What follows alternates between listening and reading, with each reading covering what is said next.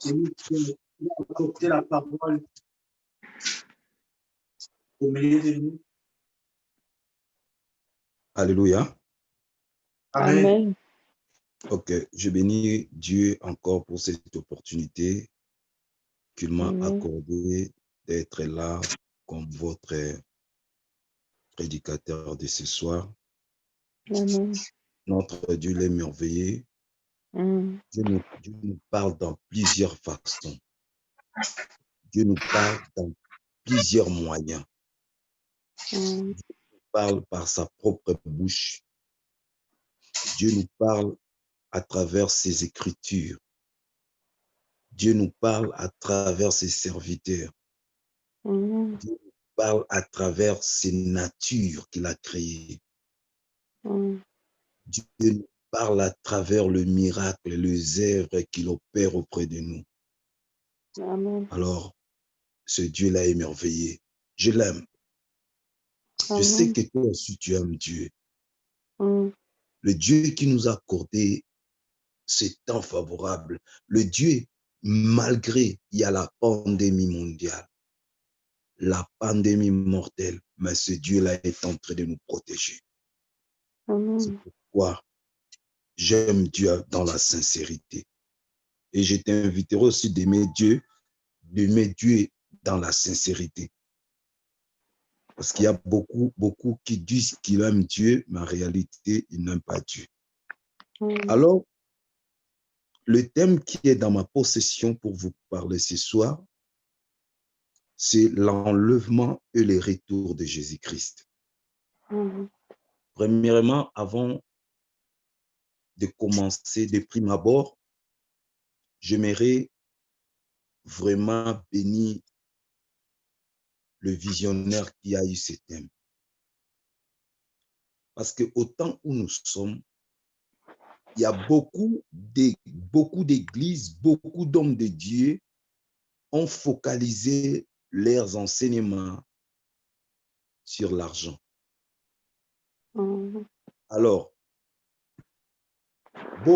les autres pensent l'argent, les autres pensent toujours.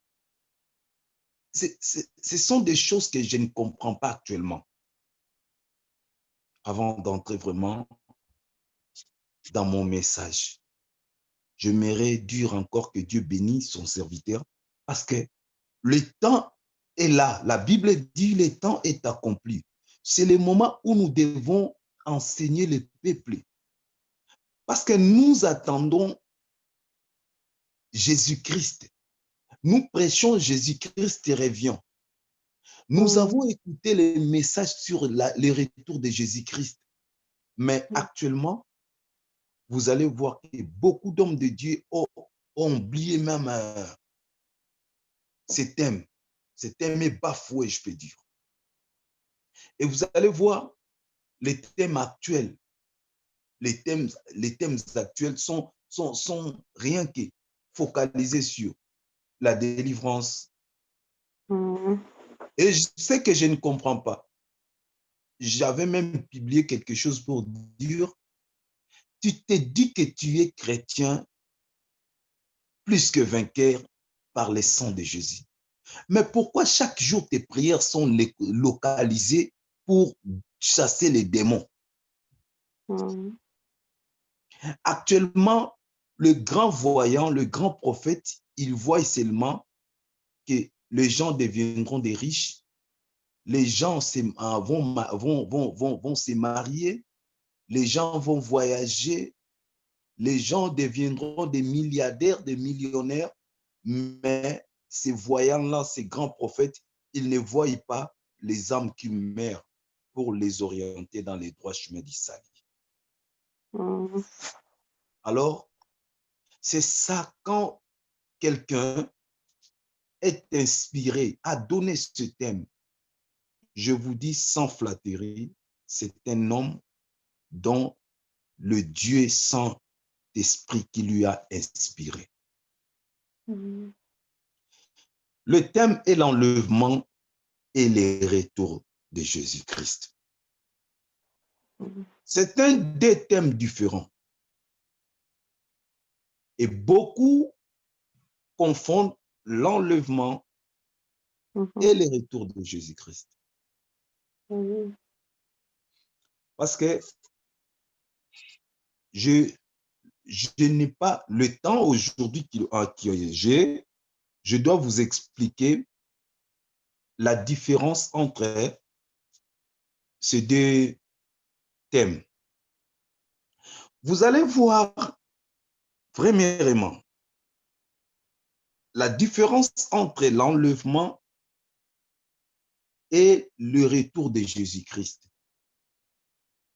Mes amis, l'enlèvement et le retour de Jésus-Christ sont des choses différentes.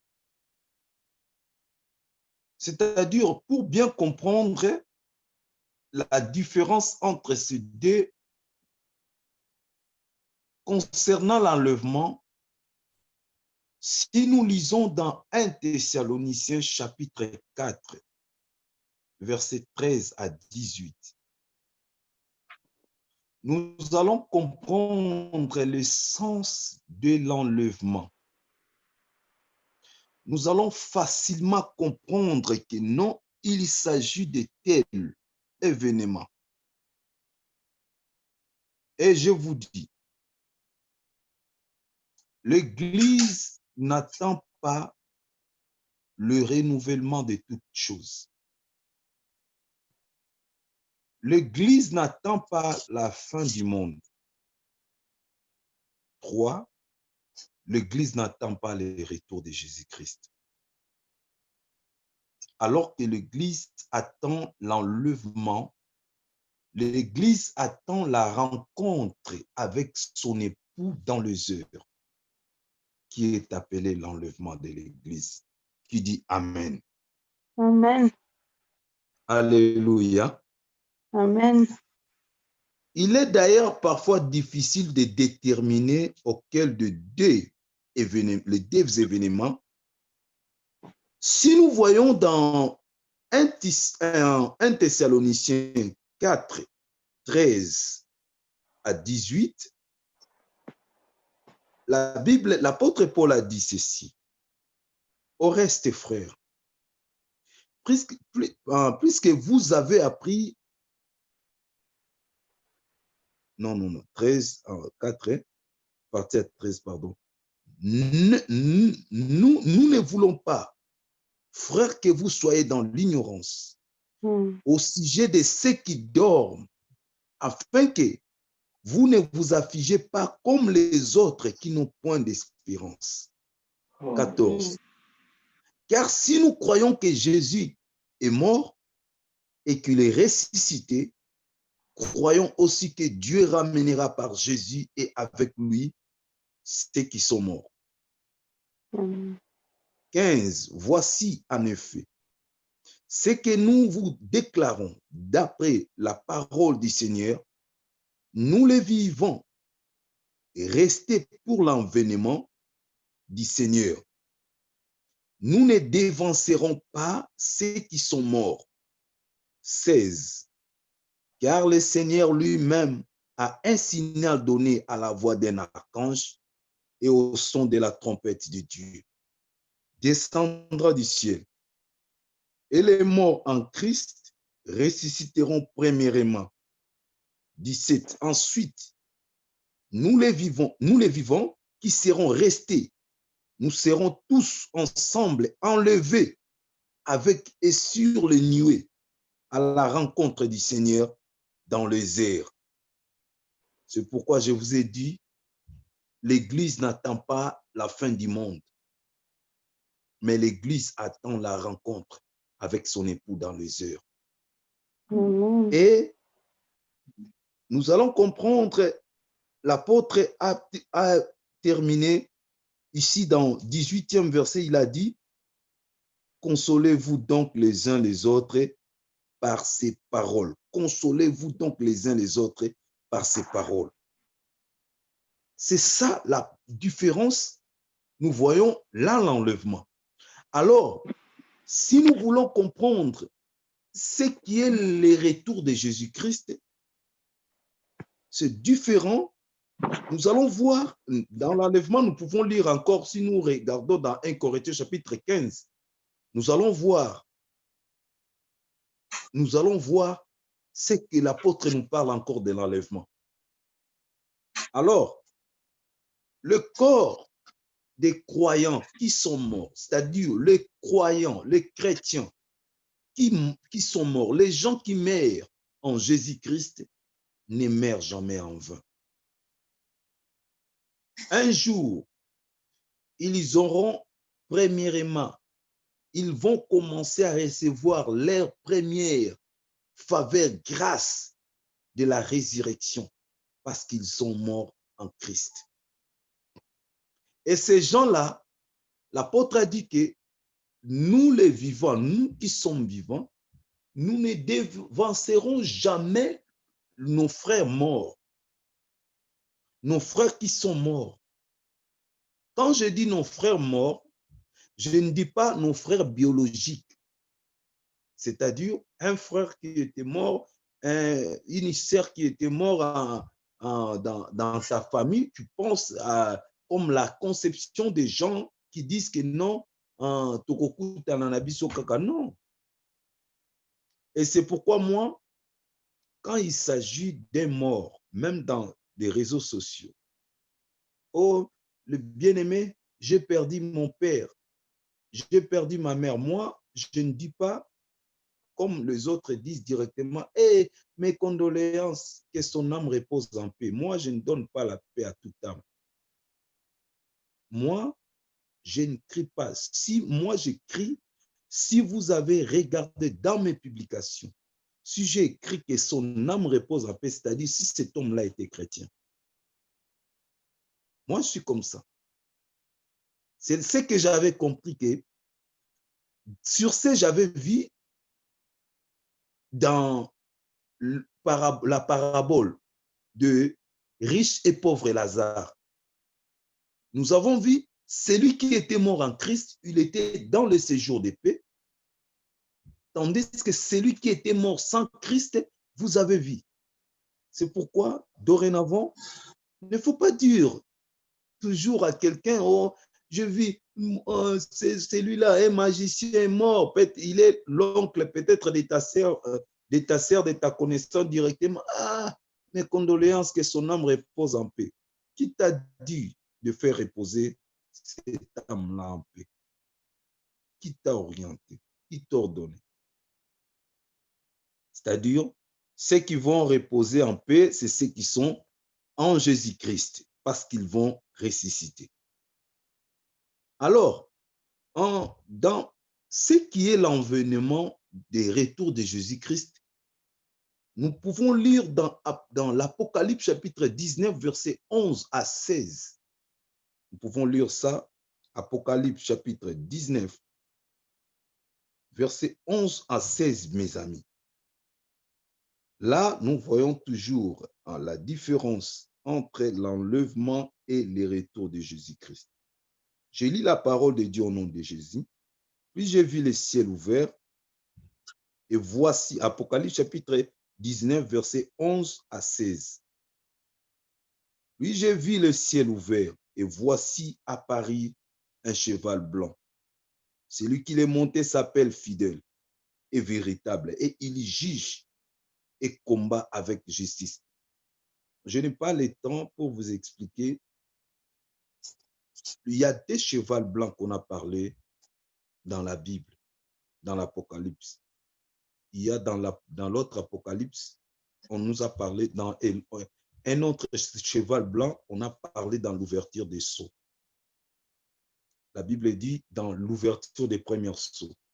La Bible dit quand l'agneau ouvra les premiers sceaux, il y eut un cheval blanc. Et beaucoup de gens, par manque de connaissances, ils prêchent que ce cheval blanc-là, celui qui est monté, c'était Christ, alors que ce n'est pas Christ. Là, on nous parle des faux prophètes qui vont apparaître. Alors, je ne suis pas là. J'ai dit, la Bible dit, s'appelle Fidèle et Véritable, et il juge et combat avec justice. Là-bas, vous allez comprendre, on nous parle des retours du maître. Quand le maître, le juste et fidèle, le juste et véritable, le fidèle reviendra, comment vous allez voir le détail des jugements qu'il va apporter dans ce monde. Mes amis, la différence entre l'enlèvement et le retour de Jésus-Christ. Première différence, lors de l'enlèvement, les croyants rencontreront le Seigneur dans les airs. Voilà la première différence. La différence entre l'enlèvement et le retour de Jésus-Christ. Lors de l'événement de l'enlèvement, les chrétiens rencontreront le Seigneur dans les airs, comme dit l'apôtre Paul dans 1 Thessaloniciens là que nous venons de lire. C'est-à-dire dans 4 là, 17. À partir de 17, il a dit que nous allons rencontrer le Seigneur dans les airs. C'est ça l'enlèvement. Alors, au retour du Christ, ils y reviendront sur terre. La différence, l'enlèvement. Les chrétiens vont rencontrer le Seigneur dans les airs, mais au retour de Jésus-Christ, les chrétiens vont venir avec le Seigneur. Attention, j'aimerais tirer encore donner une prudence au peuple de Dieu. Alléluia. Alléluia. Amen. Amen. Amen. Vous savez, actuellement, les gens sont en train de parler sur le vaccin qui seront bientôt, le vaccin de COVID-19. Et j'ai vu les autres disent que non, c'est 666. C'est la marque de la bête. Ils veulent mettre des gens d'épices là, ceci, c'est là, non. Mes amis.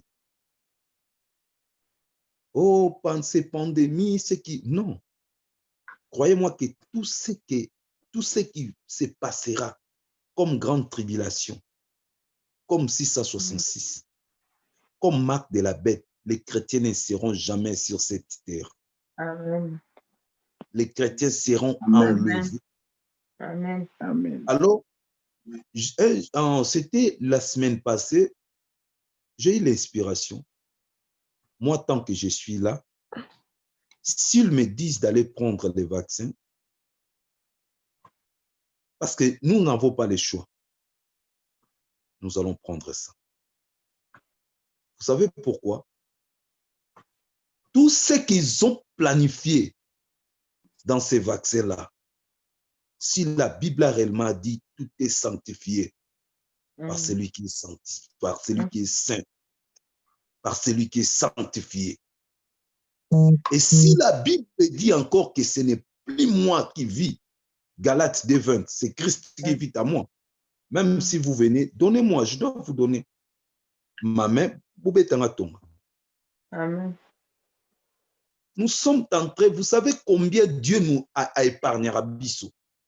Comment Dieu est en train de nous épargner dans des dangers.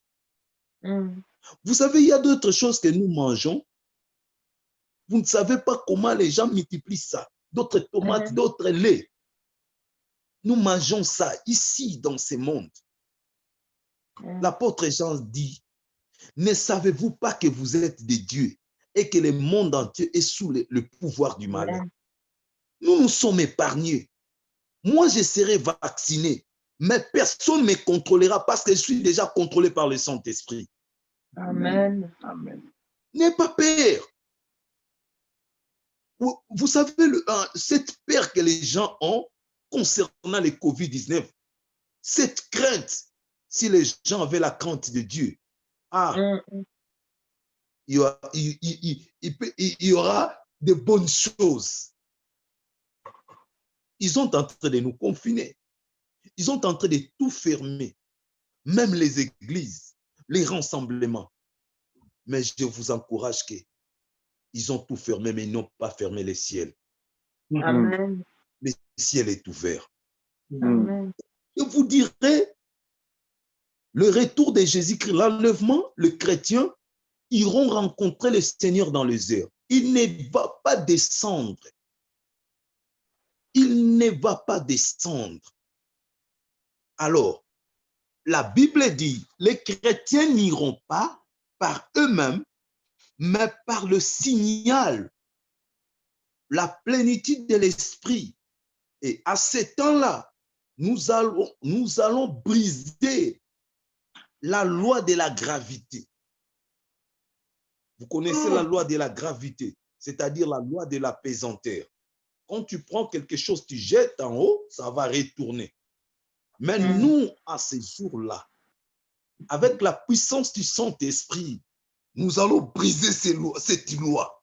Nous irons rencontrer notre époux. Lui, il sera dans les airs. Nous allons aller rencontrer notre époux. Qui dit Amen. Amen. Là, Apocalypse 19, 14.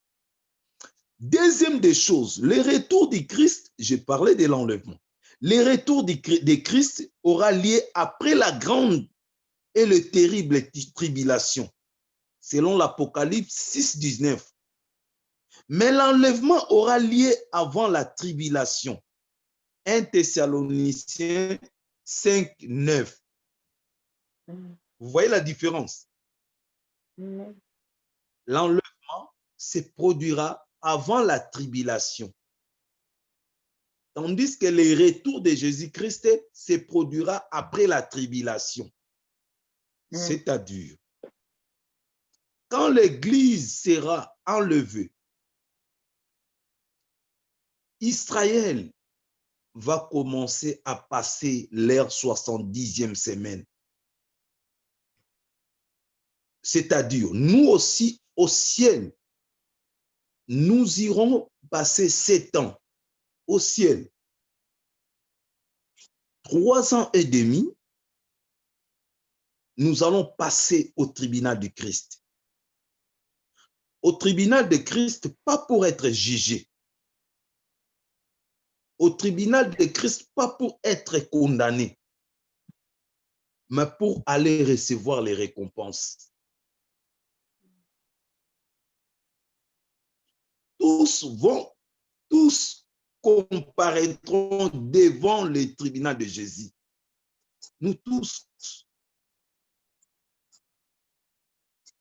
Et la Bible, après 7 ans de tribunal de Christ, chacun aura sa récompense. Nous allons encore passer 3 ans et demi à l'annonce de l'agneau. Une fête qui va sceller notre mariage avec notre époux dans le ciel. Amen. Amen. Lors de l'enlèvement, troisième différence. Lors de l'enlèvement, les croyants seront enlevés de la terre pour connaître la délivrance.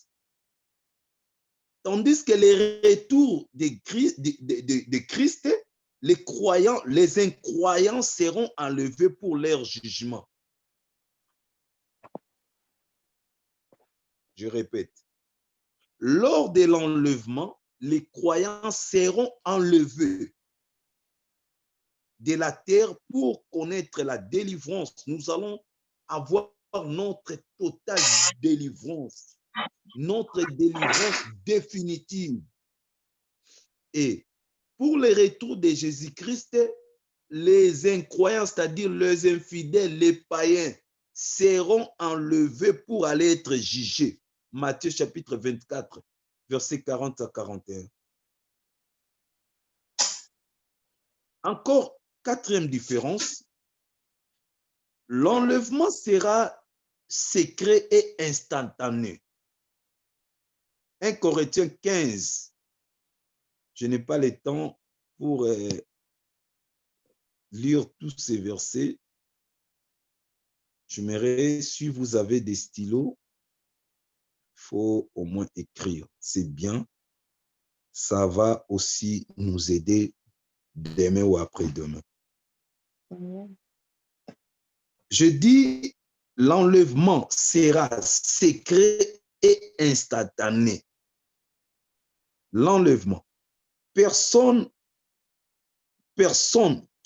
gens qui n'ont pas le Seigneur n'auront pas le droit de comprendre quand l'enlèvement va s'effectuer. Non. Ils vont comprendre après que l'Église est déjà enlevée. C'est pourquoi Christ a dit, ils seront surpris. Peut-être tu es là, tu es dans le lit, sur le lit, pardon, avec ton mari, avec ta femme. Et si ta femme avait le Seigneur, tu te retrouveras seul. Et moi, je dis, si l'enlèvement arrive, peut-être les gens sont dans l'avion alors que les pilotes étaient chrétiens.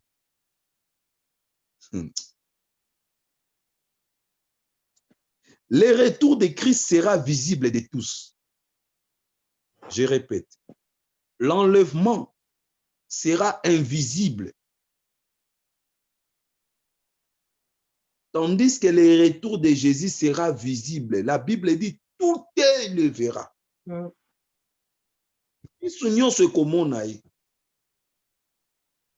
Apocalypse 1:7 et Matthieu 24, 29 à 30. Cinquième différence. Le retour de Jésus n'aura lieu qu'après d'autres événements de la fin des temps. Selon 2 Thessaloniciens 4. Mais l'enlèvement est imminent. Il peut avoir lieu à tout moment. Je répète. Le retour de Christ aura lieu qu'après d'autres événements de la fin des temps. Tout ce qui va se passer, les événements, oh ceci, c'est là, le signe du temps, oh ceci, c'est là, mais l'enlèvement est imminent. Il peut y avoir, peut-être après cette prédication, l'enlèvement peut se produire. L'enlèvement peut se produire demain ou après-demain. Personne ne jugera Dieu. C'est lui-même qui est en train de diriger comme il veut. Je ne sais pas, il ne m'avait pas donné l'heure déterminée, il faut me donner l'heure. Moi, j'aime respecter l'heure. Ouais, Jean-Jacques, tu ne m'avais pas donné l'heure. L'heure de commencer. On t'accorde 10 minutes. Ok, merci. C'est ça. L'enlèvement est imminent. Il peut avoir lieu à tout moment, même aujourd'hui, même demain, l'enlèvement. Tandis que le retour de Jésus-Christ n'est pas imminent. Pourquoi est-il important de distinguer l'enlèvement et le retour de Jésus-Christ? Une autre question. Première réponse. Si l'enlèvement et le retour du Christ étaient équivalents, les croyants devraient faire face à la tribulation.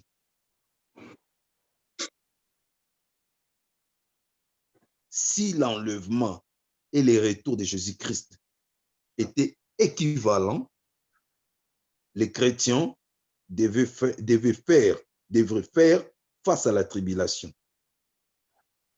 1 Thessaloniciens 5, 9, Apocalypse 3, 10. Deuxième réponse, et pourquoi est-il important de distinguer l'enlèvement et le retour de Jésus? Si l'enlèvement et le retour de Jésus étaient équivalents, le retour du Christ ne sera pas imminent. Beaucoup d'événements devraient se produire avant. C'est-à-dire, Il y a vraiment une grande différence entre ces deux. Entre ces deux. Il y a les événements, vous savez, dans les programmes de Dieu, programme général de Dieu, jusqu'à la fin du monde, Dieu a son programme. Le programme, dans son premier programme, il y a les faux prophètes, les signes du temps de la fin, les faux prophètes qui vont apparaître, ceci, cela. Deuxième programme, il y aura l'enlèvement. L'enlèvement va se produire. Troisième programme, il y a la grande tribulation. Quatrième, il y a le retour de Jésus. Tout ça, c'est proclamé. Mais dans ces programmes de tous les événements qui sont proclamés, il y a un événement qui est proclamé non avec l'exigence ou avec les temps, avec un événement qui accompagne. Non. Je vous dis, l'enlèvement n'exige jamais qu'une personne arrive pour faire ceci, cela, pour diriger le monde. Après, il y aura l'enlèvement. Non. Préparons-nous seulement. Marchons dans la sanctification. Alors, troisième, pourquoi est-il important de distinguer l'enlèvement et le retour de Jésus? Si l'enlèvement, l'Apocalypse 6, 19, le chapitre qui décrit la tribulation, ne mentionne nulle part l'Église. Dans ces versets de l'Apocalypse 19, dont on parle de la tribulation, n'a nulle part mentionné l'Église. Pendant la tribulation, appelée aussi période d'angoisse pour Jacob, dans Jérémie 37, Dieu se mettra à nouveau en souci d'Israël, premièrement. Là, j'espère qu'il y a des orateurs qui vont passer encore après moi. Ils vont expliquer ces choses. Quand l'Église sera au ciel, ils vont expliquer que quand Dieu aura encore la compassion d'Israël, vous allez voir, il y a des événements, des événements qui vont passer. L'Église ne sera pas là, même quand les deux témoins viendront. Vous allez voir, tout ça là, il y aura à expliquer. L'enlèvement et le retour de Jésus sont des événements similaires, mais distincts. Les deux concernent le retour de Jésus-Christ. Tout concerne le retour de Jésus, mais comme j'avais dit au préambule, au début, je dis, le retour, l'enlèvement, Christ reviendra, mais il va rester au ciel.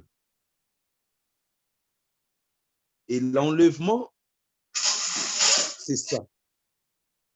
Le retour, il viendra maintenant, il descendra sur cette terre.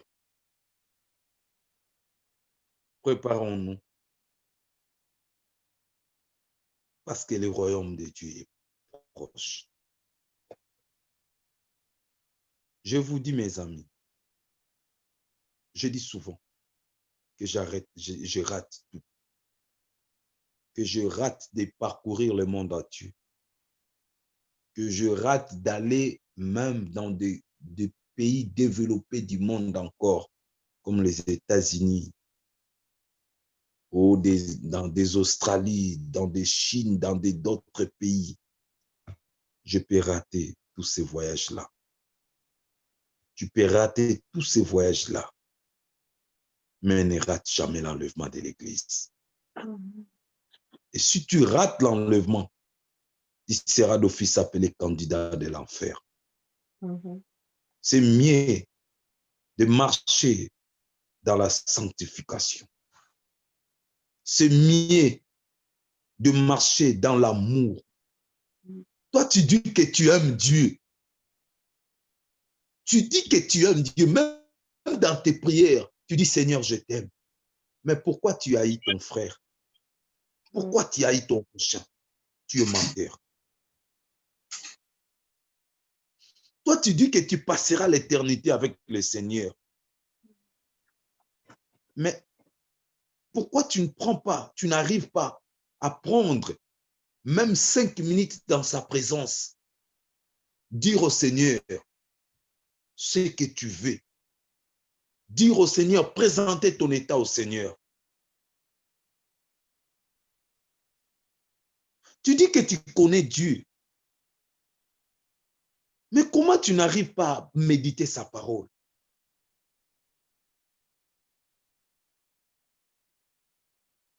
Proverbe 14, Proverbe 11, 14. La Bible dit quand la prudence fait défaut, le peuple tombe. Nous sommes là. L'enlèvement, ce ne sont pas des fables. Ce ne sont pas des fables. Ce ne sont pas des simples histoires que les gens rencontrent. Non. C'est une réalité qui se produira. Préparez-vous. La Bible dit, recherchez la paix avec tous. Hébreux 12, 14. Et la sanctification sans laquelle personne ne verra Dieu. Personne ne verra Dieu. Personne n'aura accès auprès de Dieu. Abandonne la vie des mélanges. Marchons dignement comme des chrétiens. Abandonnez l'hypocrisie. Parce qu'il y a beaucoup de chrétiens qui sont des hypocrites. Vous savez, il y a 3 choses qui feront échapper beaucoup de gens à l'enlèvement de l'Église. Premièrement, c'est l'hypocrisie. L'hypocrisie qui est dans le cœur des chrétiens. Tu es chrétien dans l'Église. Tu es chrétien dans les réseaux sociaux, mais ce que tu fais ailleurs, ça ne reflète pas ta vie. L'hypocrisie, tu es là dans l'Église, tu protocoles, tu es intercesseur dans l'Église, mais ailleurs. La deuxième des choses qui fera échapper les gens d'enlèvement, c'est la distraction. Beaucoup de chrétiens sont distraits.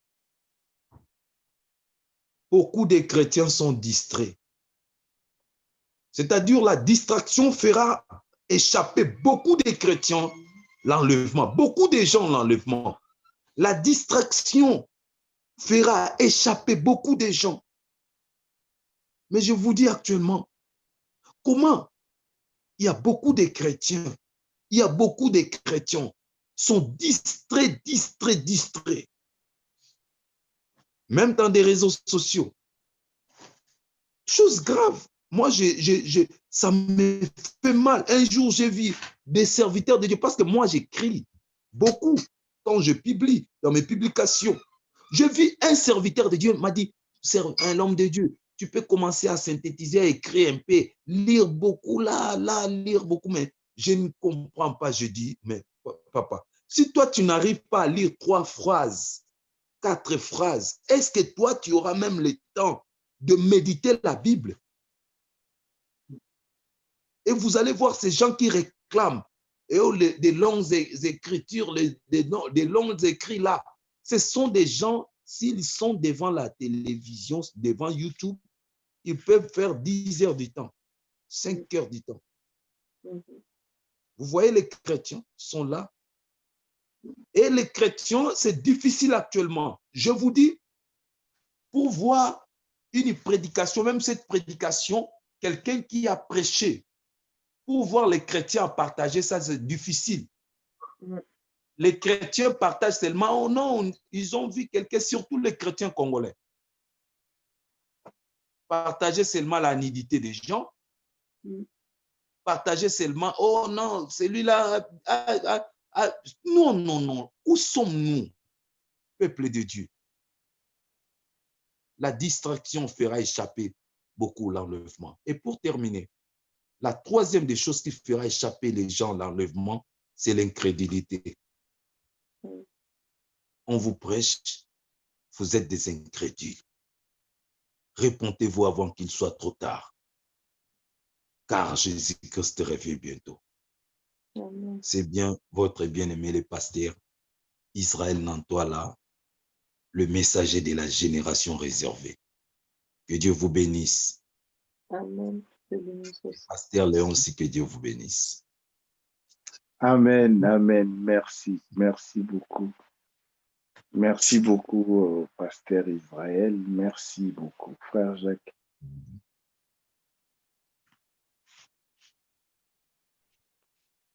Oui, Jean-Jacques, je te remets la parole. Merci. Je ne sais pas si pasteur Léon a quelque chose.